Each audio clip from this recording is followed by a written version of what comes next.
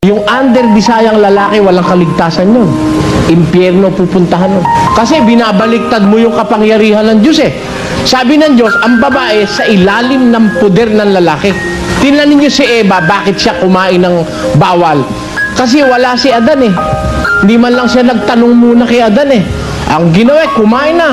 Nagsariling kalooban na si Eva. Hindi na nagkonsulta sa asawa.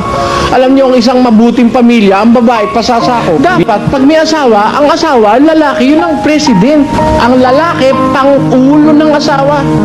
Ang babae, pasakop sa kanyang asawa. Kaya hindi mag-aaway eh. Pang-ulo ka, lalaki, nagpapasakop naman si babae. Walang away eh. Kaya lang nag-aaway kasi hindi ko lumalakad sa riles. Tingnan niyo yung trend. Pag nasa riles, may banggaan ba?